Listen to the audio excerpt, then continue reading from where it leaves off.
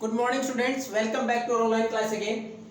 In the last class we have discussed regarding the Battle of Plassey as well as Battle of Buxar. These were the beginning of British rule in India. ये हमारे पास दोनों ही लड़ाइयाँ ऐसी जिसके बाद हमारे पास सीधे तौर पर ब्रिटिश शासन की शुरुआत हो गई थी। इससे पहले कभी भी प्रशासन में कोई हस्तक्षेप नहीं किया था ब्रिटिश गवर्नमेंट ने। They were just demanding for some relaxations to the rulers. वो केवल शासकों से कुछ रिलैक्सेशन की मांग कर रहे थे। Even the revenue demands were there. यहाँ तक कि रेवेन्यू की डिमांड की थी उन्होंने, लेकिन कभी शासन पर कंट्रोल नहीं किया था। अब हमारे पास है कंपनी रूल एक्सपेंस। किस प्रकार कंपनी ने भारत में अपने शासन को आगे बढ़ाया। तो कंपनी के शासन का एक्सपेंड करने के बारे में हम डिस्कस करेंगे तो एक चीज बड़ी कॉमन निकल के आती है, they never tried for a direct military campaign in an unknown area. किसी भी एरिया के अंदर उन्होंने सीधा जाके सेना का इस्तेमाल नहीं किया। ऐसा नहीं किसी इलाके को जानते नहीं, इस पर कंट्रोल करना, सेना के द्वारा आक्रमण करके कब्जा कर लिया गया। यानी ब्रिटिश गवर्नमेंट ने they use rarely the military directly to control और कैप्चर एनी अननोन एरिया। किसी भी नई जगह के ऊपर उन्होंने डायरेक्ट सेना के द्वारा कब्जा करने का प्रयास नहीं किया। उन्होंने सबसे महत्वपूर्ण तरीका कौन सा अपनाया, आपने शुरुआत से साथ में देखा होगा, प्लासी के युद्ध से पहले उन्होंने कभी नियंत्रण नहीं किया था। They demand for revenue as well as different territories, कुछ एरिया में दे दिया जाए रेवेन्यू कलेक्ट करने के लिए। उसके अलावा सम रिलैक्सेशन वर गिवन और ड्यूटी फ्री ट्रेड की हमें कुछ टैक्स में छूट दे दी जाए, इस प्रकार की मांग की गई थी, लेकिन कभी कब्जा करने का प्रयास नहीं किया। तो यहाँ भी उन्होंने किस प्रकार पॉलिटिकल, इकोनॉमिक और डिप्लोमेटिक वे, पॉलिटिकल, इकोनॉमिक और डिप्लोमेटिक वे वर अडॉप्टेड। तो ब्रिटिशर्स ने हमारे नियंत्रण करने के लिए कौन सा तरीका अपनाया, राजनीतिक तौर पर धीरे धीरे परेशान किया जाए, हस्तक्षेप किया जाए, इकोनॉमिक आर्थिक तौर पर परेशान किया जाए, फिर डिप्लोमेटिक कूटनीति से काम लिया, जिसके द्वारा उन्होंने अलग अलग एरिया पर नियंत्रण किया। अब इनकी बात करें कुछ एक, अगर किस प्रकार एक्सपेंड किया, कुछ एग्जांपल ले हम तो 1764 में battle of Buxar, battle of Buxar अगर आप लोगों को याद हो किसको हराया गया था बैटल ऑफ बक्सर में,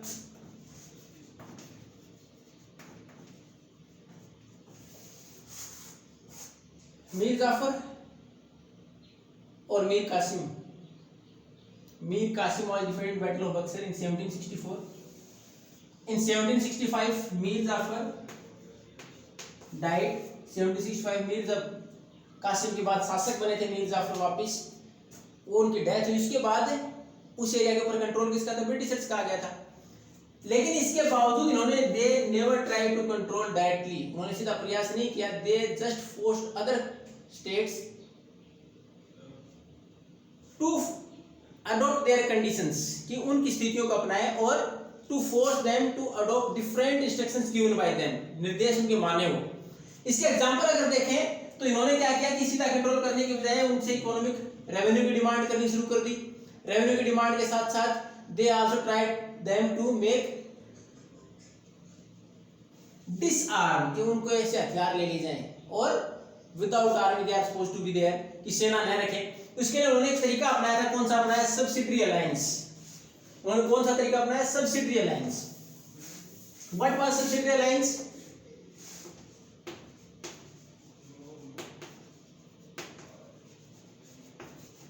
according to it the ruler of different states are not supposed to keep their own army, they will be prevented by the army of the company, कि उनकी रक्षा कौन करेगा, कंपनी की सेना करेगी, खुद की सेना नहीं रखेंगे।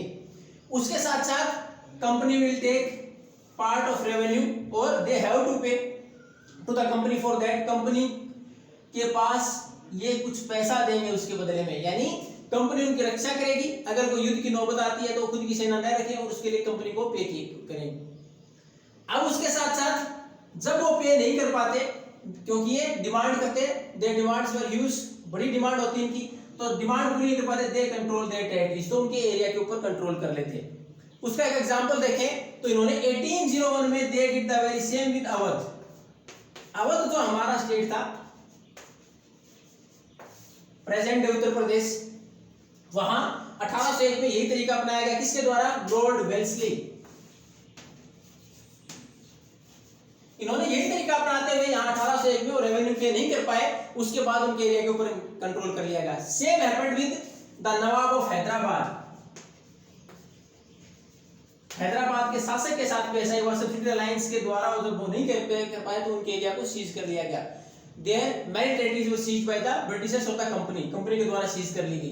तो उन्होंने कभी भी डायरेक्ट सेना का इस्तेमाल करके नियंत्रण करने का प्रयास नहीं किया, दूसरे तरीके अपनाए, अलग अलग संधियां की, समझौते किए, उसके द्वारा उन्होंने इस प्रकार नियंत्रण करने का प्रयास किया। और इस सब्सिडी अलायंस में उन्होंने एक चीज और रखी, वो क्या रखी थी, in different states they keep their resident, अपना एक व्यक्ति उस शासन में छोड़ते, he continuously interfere in the political as well as economic affairs। और उस रेजिडेंट का काम क्या होता था, वो लगातार कंपनी के हितों का ध्यान रखता कि शासक डिसीजन ले रहा है उससे कंपनी को कोई नुकसान तो नहीं होगा, उसके साथ साथ अगला शासक कौन होगा उसके अंदर भी ये महत्वपूर्ण भूमिका निभाता था, उसके साथ पॉलिटिकल अफेयर्स कोई भी डिसीजन लेता उसके अंदर ये इंटरफेयर करते थे।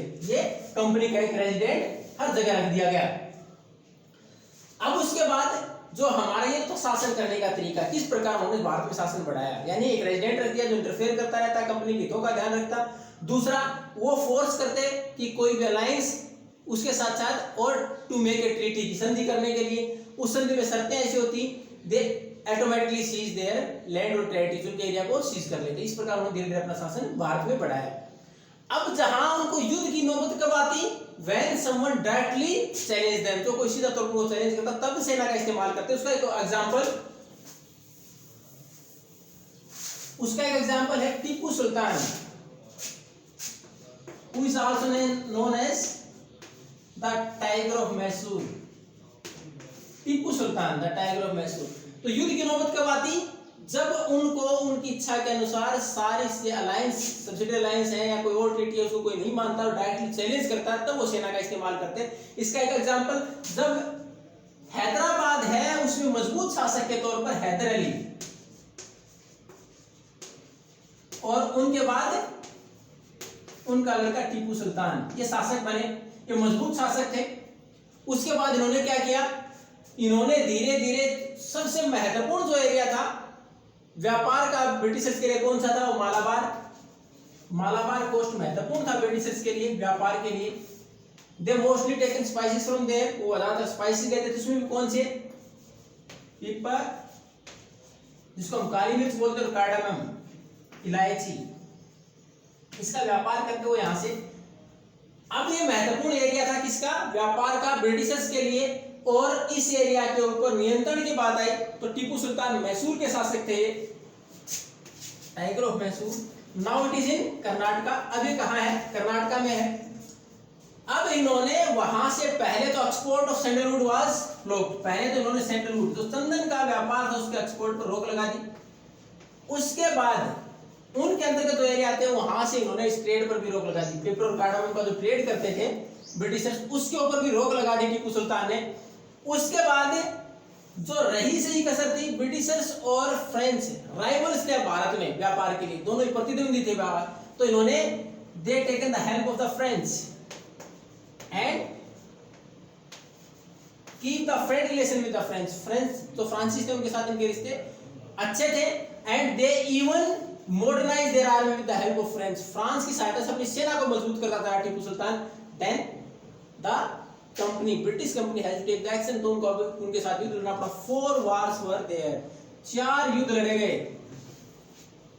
उन 4 युद्ध के दौरान केवल लास्ट 1799 जो लास्ट युद्ध था Seringapatam,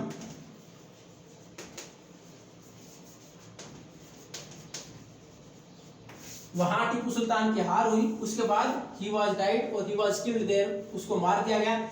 and the family which were ruled before Hyder Ali, Hyder Ali ने शुरुआत की थी शासन की, उसके बाद टीपू सुल्तान का लड़का था शासक बना, तो उससे पहले वाडियार परिवार वहां शासन करता था, उस परिवार को शासन वापस दे दिया गया। And the Wadiyar family accepted the subsidy alliance, और वाडियार परिवार ने वापस सब्सिडी अलायंस को अपना लिया, यानी एक तरह से ब्रिटिश के सामने सरेंडर कर दिया गया।